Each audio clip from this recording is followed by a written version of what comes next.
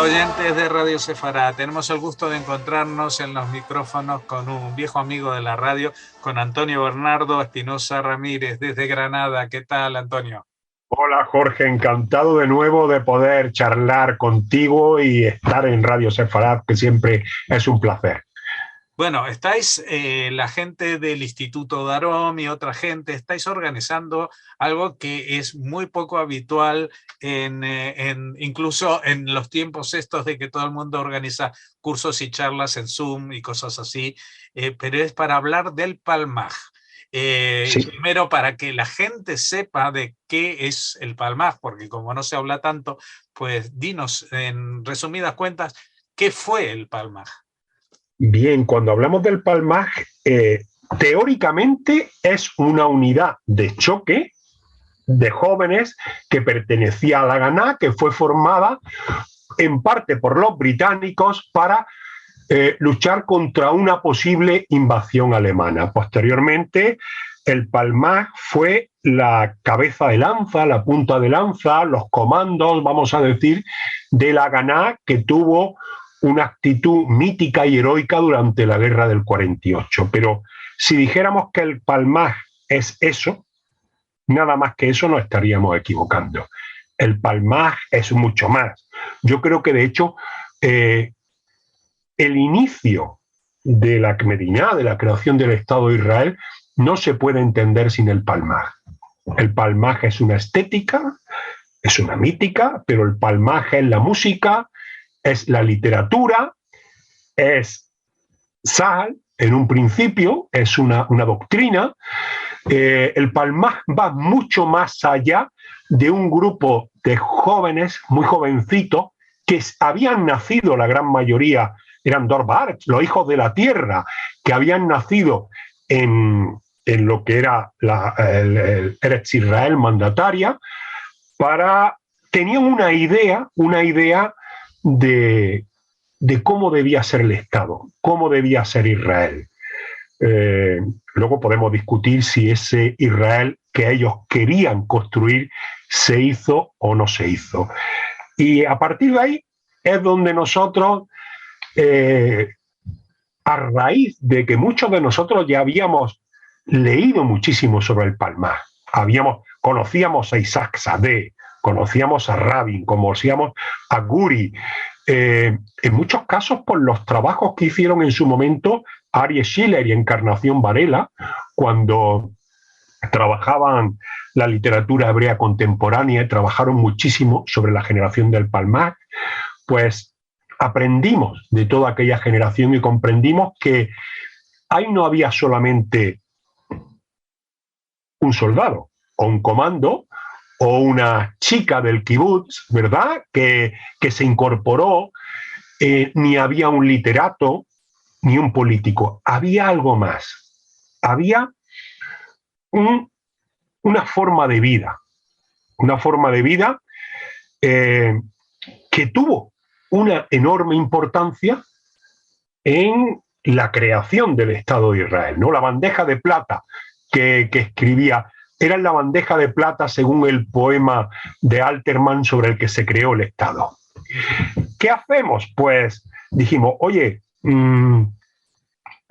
¿por qué no? Siempre estamos trabajando, que hay que hacerlo, estamos trabajando sobre el sefardismo, ¿vale? O la poesía medieval, o el entorno del judaísmo medieval. También podemos trabajar de algo mucho más actual. Vamos a ponernos a ello. Y nos hemos reunido un grupo de investigadores de las dos orillas o las dos partes del Mediterráneo para dialogar y explicar lo que es el Palmaj.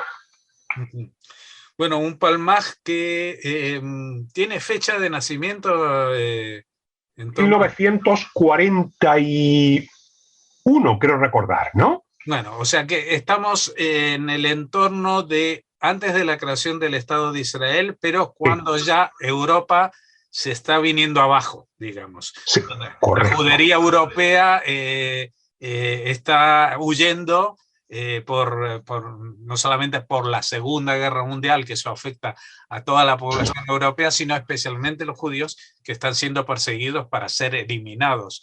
Y todo esto supone pues un incentivo, ¿no? para que en Israel se convierta en lo que estaba destinado a ser, un hogar nacional para esta gente. Correcto. Y ahí surge el Palmaj como, en un principio, luego lo veremos, ¿no? Con ayuda británica. Los británicos ven en la necesidad de crear, con un grupo de jóvenes, ya venían de la época de Wingate, ¿no? De cómo toda esa forma de actuar.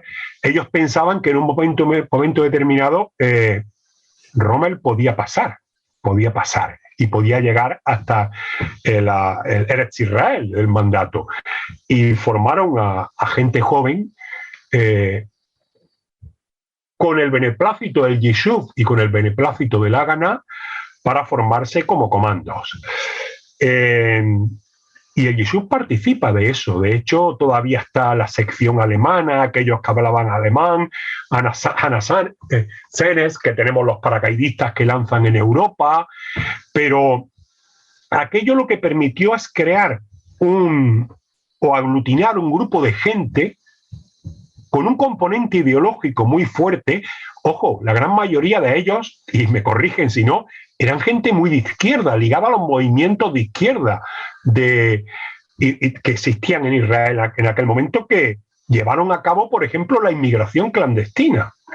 Hoy hay una playa en Israel que se llama Palmajim, recuerdo que era, ¿cierto? Toda la incorporación de la inmigración clandestina en buena parte llevada a cabo por el Palmajim, por una sección del Palmaj. Buena parte del peso de la guerra de la independencia, de lo que reconocemos como mítico. Hoy pensamos en el Bab el-Wed, en Sharagai, en Castel, en Safed.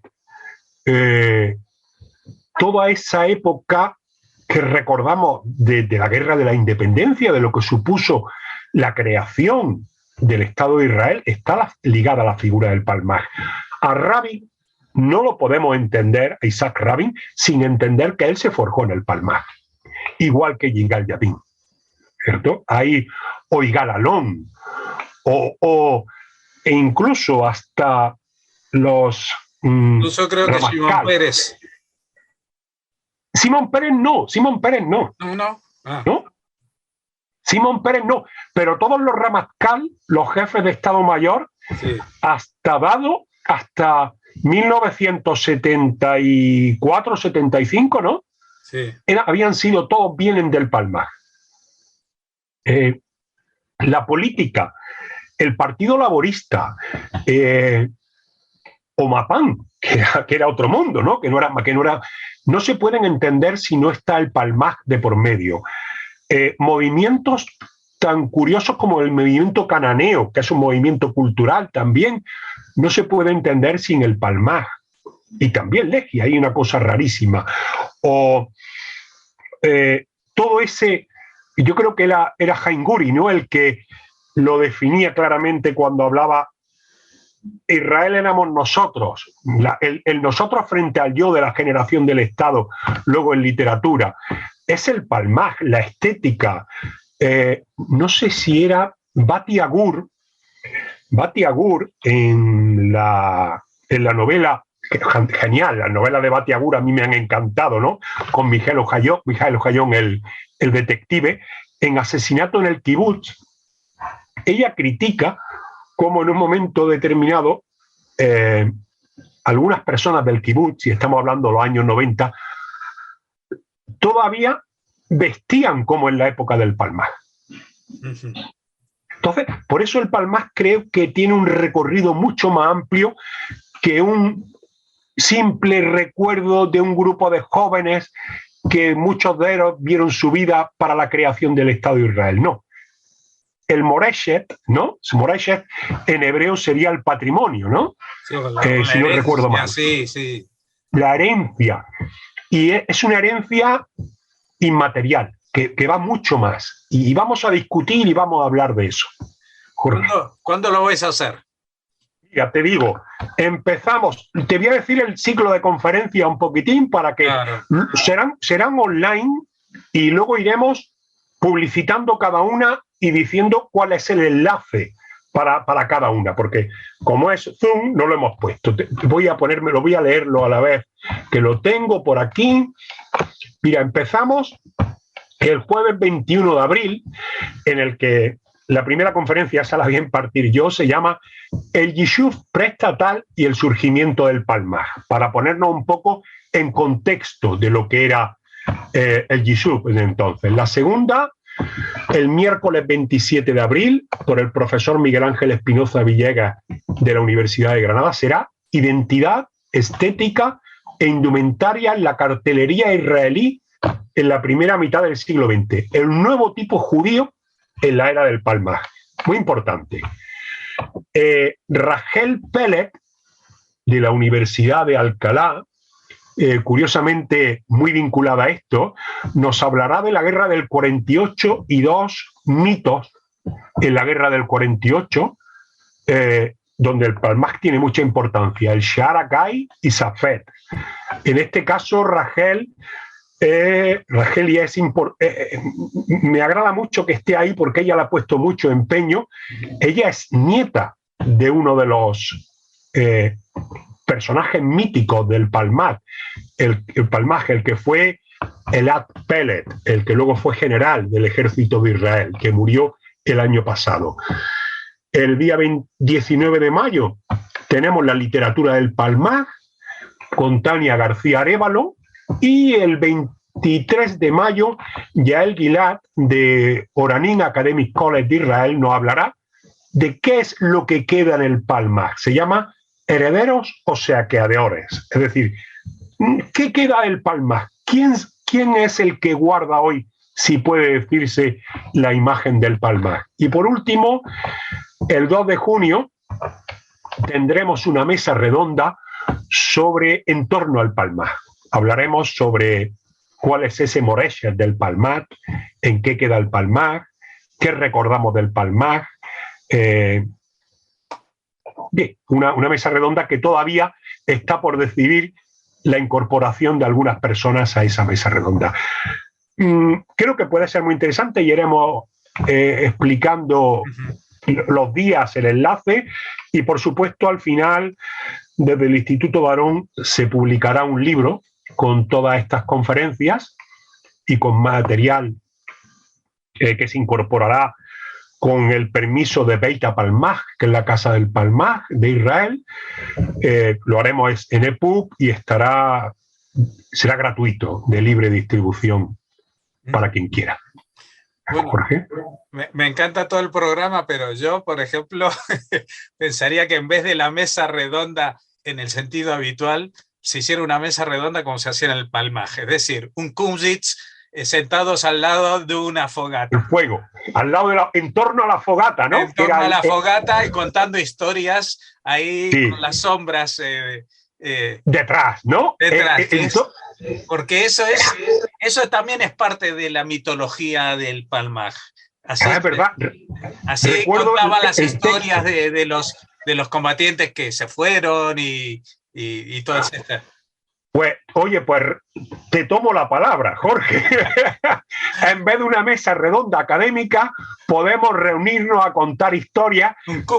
No será una fogata real, pero bueno. Bueno, pues, no es mala idea en torno a la fogata, como Isaac Sadé, ¿no? El texto de Isaac Sadé. Exacto, porque aparte ese era un entorno que no solamente la gente, como hoy en día, si te sientas en una fogata, empiezas a contar chistes o historias de miedo, qué sé yo, para pasar el tiempo, sino que era un momento de compartir, pero también de aleccionar, porque ahí de pronto yo me puedo imaginar a Isaac Sadé o a Haim Guri levantándose y explicando a los camaradas de ahí por qué era importante recuperar esta posición que los jordanos habían tomado y cómo esto afectaría al pueblo y a la sociedad, etcétera, etcétera, ¿no?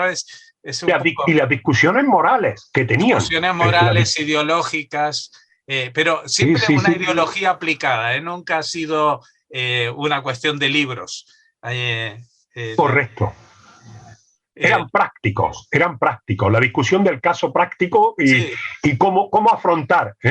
Y por eso también lo que hablabas señalabas que esto era, en principio era un grupo militar, y cómo esto caló en la propia filosofía del ejército israelí cuando se crea, en el cual, ya sabes, en todos los ejércitos, pues los generales emiten una orden y los de abajo obedecen, excepto en Israel. En Israel han logrado sobrevivir porque nadie hace caso a las órdenes tal como están concebidas. Es decir, se toman como orientación general, pero luego cada uno de los comandantes ve si puede incluso hacer un poquito más de lo que le piden y hacerlo a su manera, etcétera, etcétera. Y, por lo tanto, ese tipo de indisciplina incorporada a algo tan rígido como es la estructura militar es un componente esencial del éxito de Tzal, ¿no? También. Y bueno, y también el hecho de ese aspecto de desaliñados, de que no te importa lo que ¿no? De indisciplina aparente, ¿cierto? Yo creo que viene también del Palmaj. Y se refleja en parte de la sociedad israelí, ¿no? Parece que no te están haciendo caso, pero sí saben lo que estás diciendo perfectamente, pero no quieren darte importancia a lo que estás diciendo. Yo lo recuerdo en algunos textos. Yoram Kaniuk, en la novela 1948, Yoram Kaniuk, qué tipo más indisciplinado que Yoram Kaniuk, ¿no? En todos los sentidos, ¿no? De hecho, él decía que él no era judío, que era israelí, yo quiero recordar al final, ¿no? Que no le complicasen la vida. Yoram Kaniuk, cuando cuenta que es durísima la novela 1948, realmente dura, pero yo creo que es una de las novelas que mejor definen cuál es. Porque intentando quitarle la mitología heroica, te explica realmente lo que hacía. A mí me encantó Yoram Kaniuk. Era un chavalín, era un chavalín del Palmaj, de los más jovencitos, ¿no? Sí. Pero, y es sorprendente porque, como decíamos, es una generación de chicos que nacieron allí, que nacieron en Israel, que no necesariamente tenían los supuestos traumas del Holocausto, la persecución de los nazis. Ellos vivían en una vida muy plena, al aire libre, trabajando en contacto con la tierra, cosas que hicieron cosas que ni sus padres, ni sus abuelos, ni muchas generaciones tuvieron la suerte de poder crecer así. Y sin embargo, pues se sintieron ligados y comprometidos con justamente con esa tradición que ellos no practicaban, como decías tú de Kaniuk, ¿no? Que decía, no, yo no soy judío, pero se metió en un grupo que lo que hacía era ayudar a los judíos. No decirles que se arreglen los que vienen de Europa y me busco yo vivo mi vida. Y él además, él lo forman para el Payán, que era la unidad marina, ¿no? Del mar, ¿no? Los que luego lo mandaron al Charagay, que es otra cosa, ¿no? Pero es curioso, sí. Pues yo creo que podemos disfrutar. Bueno, yo creo que sí, porque aparte, si aplicáis en estas reuniones la misma filosofía que el Palmaj, puede ser incluso todavía más divertida por esta indisciplina que hablamos. Es decir, que no sea tan en el ámbito académico a veces estos Zoom pueden ser un poco pesados porque ya sabes qué va a decir uno y qué va a decir el otro y que esto que lo otro. Pues yo creo que como este es un tema que en España prácticamente no se ha abordado y soy gente apasionada a la que vais a hablar del tema, incluso como en el caso de Rachel, familiarmente implicados en ello, pues claro. está asegurada la pasión para formar parte de ese relato, ¿no? Sí, además es tan curioso, fíjate lo que dice. El otro día mandé el cartelito, lo que es el cartel, en un grupo de WhatsApp. Tú sabes que tenemos miles de grupos de WhatsApp. Y era un grupo de WhatsApp muy activo de gente que dialoga en torno a Israel.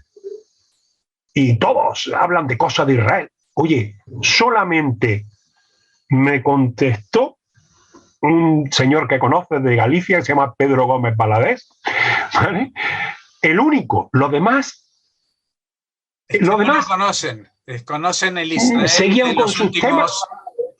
El Israel de los últimos 40, 50 años después de la guerra de los 6 días y no conocen quizás esta parte que es la que ha construido todo lo demás, porque hoy en día Israel es una potencia en ciberseguridad y lo que quieras, pero que en esa época que no había ni para comer los que estaban viviendo allí muchas veces.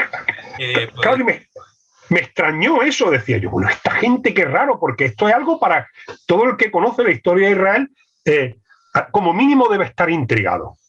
Bueno, pues que sea también para que aprendan los que no lo conocen, ¿no? O que escuchen hablar de esto. Sí, esto es como hablar de la historia de España y solamente hablar de lo que pasó de Franco para aquí y olvidarse de Sefarad o de la presencia desde 1812 hasta ahora. Exacto, como la nueva ley educativa. Y bueno, pues esto es lo que hay. Esto solamente es un anticipo de lo que va a ser. Y nosotros seguiremos muy de cerca el desarrollo de este curso porque realmente creo que es una cosa muy necesaria porque, como bien dices tú, incluso la gente cercana a Israel lo desconoce en su mayoría. Así que muchas gracias, Antonio, por esta iniciativa. Bueno, a ti y a toda la gente que se ha puesto en marcha con esto. Seguro que va a tener mucha repercusión aquí y fuera de aquí, porque al ser telemático, me imagino se apuntarán otros hispanoparlantes del mundo para enterarse de estas historias maravillosas. Muchas gracias. Muy bien, Jorge, pues muchas gracias. Y hasta la próxima, que igual ya habréis empezado y seguiremos atentos a cómo evoluciona el tema. Muy bien, hablaremos en torno a la fogata.